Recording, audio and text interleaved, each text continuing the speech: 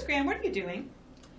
Well, I'm trying to devise a plan to create some type of concoction to help me do better in school. I need to get my work done. This doesn't look like a good idea. No. I know what I'm doing. It doesn't look safe either. No. I've got this. It's all very scientific, and I've got it all planned out. I just need to add one more ingredient. All right, I'll be right back. I'm going to get a fire extinguisher.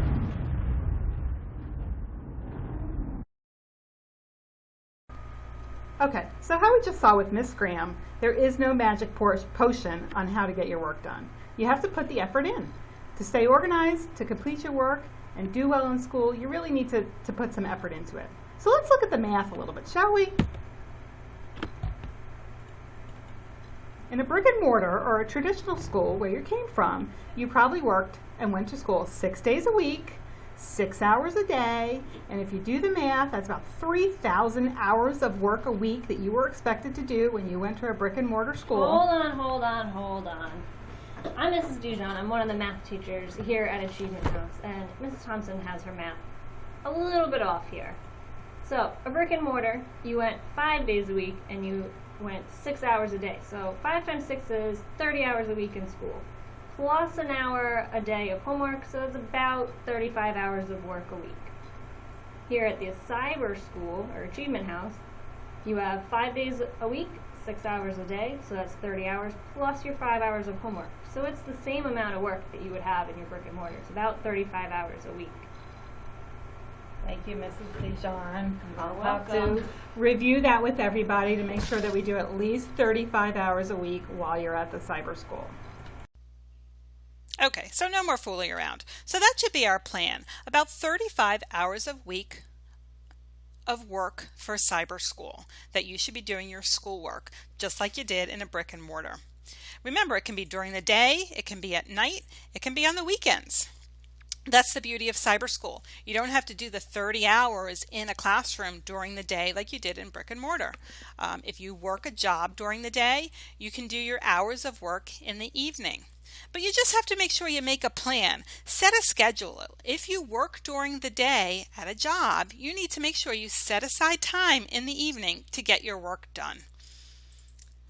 So what I'd like to do now is take another look at the Outlook calendar just to review how to add times to the calendar that you need to do some work. So we'll go back in and we'll add some live classes to Johnny Appleseed's calendar. So let's remember how to do that. The first thing you need to do is log on to the Achievement House Cyber Charter School Moodle homepage. Now I'm logged in here as Johnny Appleseed, and if I scroll down the home page past the announcements like we talked about in the other video, you'll have all of your live classes down here at the bottom. Now these are Johnny Appleseed's live classes and you'll have yours. Let's pick one to add to our Outlook calendar. So why don't we pick Honors Civics, Tuesdays and Thursdays at 1 p.m. So what you want to do is go back up to the top, click on Student Email, and then click on Calendar, and your calendar will pop up. This calendar should look familiar. We did this in part 1 of this lesson. So what I'd like to do, we said we were going to add Honors Civics 1 o'clock on Tuesdays for a reminder on my Outlook calendar. So I'm going to double click on December 23rd. It's a Tuesday. And you have to scroll up to the top so you can add the name of your event is Honors Civics. I can't type and talk. We don't need the location because it's live over the computer, right? The start time is Tuesday the 23rd. The duration will be 1 hour because our classes are generally about an hour. And we also need to go back and make sure we set the time. The start time of that was 1 p.m. I'd like to set a reminder for myself, so if I have my Outlook email open on my computer, I will get a reminder pop-up box.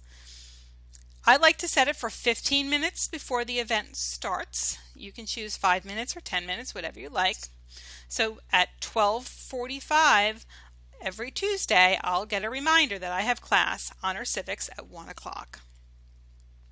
I'm going to make this a repeat event, which means every Tuesday at 1 o'clock, I'll get the reminder. When I set a repeat, so I'm saying starting on Tuesday, December 23rd, and we're going to go right through the end of the year. So I'm going to move this calendar way down to June. and pick the last Tuesday of class. Let's say it's June 16th. So I will get a reminder every Tuesday at 12:45 that I have a class at 1 o'clock, Honor Civics, and I will get that reminder every day until June. I can make some notes down here if I'd like to about this event. And the last thing I want to do is set the color on my calendar. Remember how I showed you to do that? Click the 3 dots here at the top, categorize, and I'm going to set that to purple. And the last step in the whole process, and probably the most important step, so I should write this down, is press save. And when I save this, I will have my event on the calendar for December, starting on December 23rd.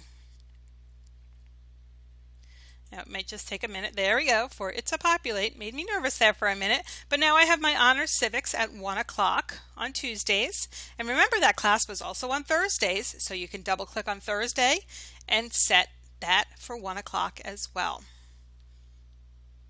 So now when you're done, when I'm done with this video, you have to answer a few questions at the bottom, and then I'd like you to go to your Outlook calendar. Log into Outlook email, check your email while you're there, and then set your live class schedule on the calendar.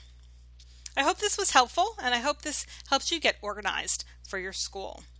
In addition to the live classes, you can also put any assignments that are upcoming on that calendar so you get a reminder as well. So good luck with calendar, and let us know if you have any questions.